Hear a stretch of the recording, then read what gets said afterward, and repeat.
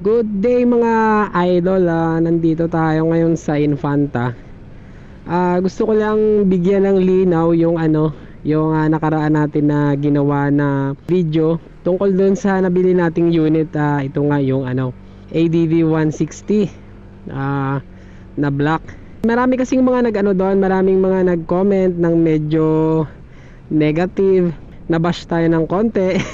Pero syempre normal naman yan sa pagiging content creator. Tsaka naiintindihan naman natin sila kasi syempre iba-iba naman yung yung reaction ng bawat tao.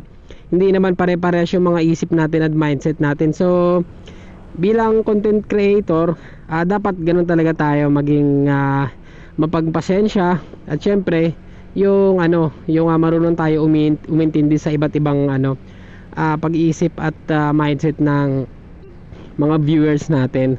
Gusto ko lang bigyan ng linaw. Unang-una, panatiko ako ng Honda. Syempre, yung una nating motor, yung Honda Click 125.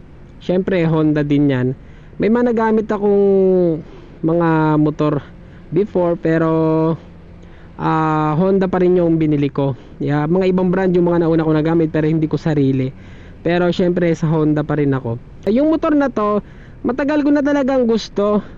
Kaso kasi pag kinuha natin siya ng hulugan, medyo masakit talaga. Kasi nakakapanghinayang yung interest, 'di ba? Medyo masakit talaga. Kaya ang ginawa ko, nag-ipon lang ako ng konting panahon. Saka ko siya binili. Unang-una, hindi ko sinisiraan yung Honda. Meron kasing mga hindi pinatapos yung yung video. Tapos syempre ayun yung naramdaman ko kasi nung binili ko siya. Sabi kasi doon may mga nabasa akong mga negative comments na sabi daw ang OA ko raw, lahat naman daw ng sasakyan o unit is nagkaka-issue. Parang hindi ako agree doon na lahat, kasi lalo ganyan branded syempre, 'di ba? Binili mo ng maayos, syempre dapat matatanggap mo ng maayos. Pero yun nga, naiintindihan naman natin yon yung nagkakaroon ng factory defect. Kaya nga sabi ko doon sa mga nagpatapos, sa mga tinapos yung ginawa kong video, na ayun, inintindi naman natin. Tapos kinuwento ko lang naman doon na medyo nagkamali yata yung yung mekaniko nila. Wala naman tayong sinisi doon sa part na yon, at naiintindihan din naman natin na nagkakaroon talaga ng mga factory defect yung ibang unit.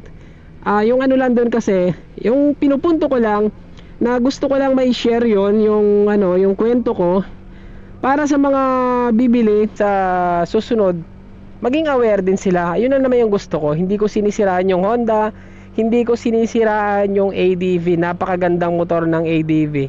Actually nga nung nagawa na siya, sobrang saya ko talaga kasi syempre yung pangarap mong motor.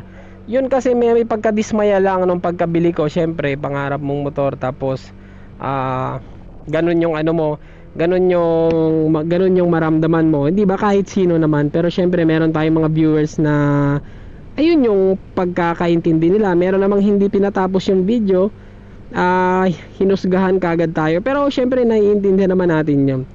Ayun lang, gusto ko lang i-share yun. Syempre parang maging aware kayo dyan sa mga bibili pa lang ng ng ADV 160, na pag natsambahan nyo yun, kasi marami akong napagtanungan, saka marami din ako nabasa na nagkakaroon talaga siya ng issue niya talaga. Hindi lahat ng unit, mga idol, hindi lahat ng unit may ganon.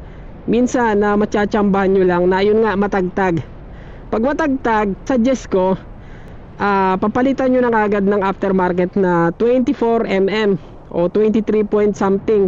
Meron naman ako nakita 24 point something. Doon sa una nating video, mga idol, nagkamali tayo. 30mm yung yung nasabi ko.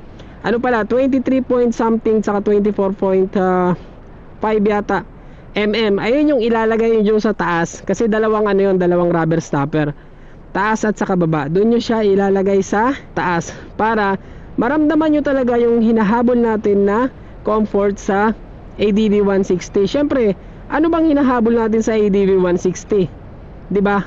Unang-una syempre, yung comfort, yung suspension. Ngayon, kung bumili ka ng motor na 'yon, na dahil yun ang isa yun sa trademark ng ADV na hinahabol mo, tapos maramdaman mo yung matagtag, sige nga, lumagay kayo sa sa sitwasyon na yun, di ba?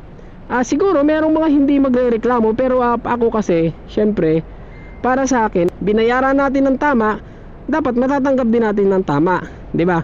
Ngayon, nagkaroon ng mga factory defect na yan, naiintindihan naman natin yon. Kaya nga, nilapit natin sa kanila, sinolusyonan naman nila. Sabi ko nga na maayos naman makipag-usap yung manager nila. In-approach naman tayo ng maayos, ginawa nila ng maayos. So ayun na naman yung pinupunto ko para dun sa mga viewers natin, saka sa mga bibili ng unit ng Honda ADV 160. Ayun, isa yun sa mga issue talaga.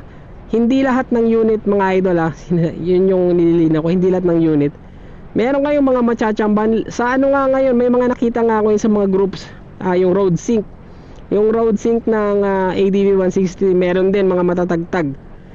Yun na kagad yun, papalitan nyo na yung rubber stopper, tapos okay na yan. Panalong panalo mga idol yung ADV 160. Hindi natin sinisiraan ng Honda, hindi natin sinisiraan ang ADV 160. Napakagandang motor. Ayan lang, salamat mga idol, salamat.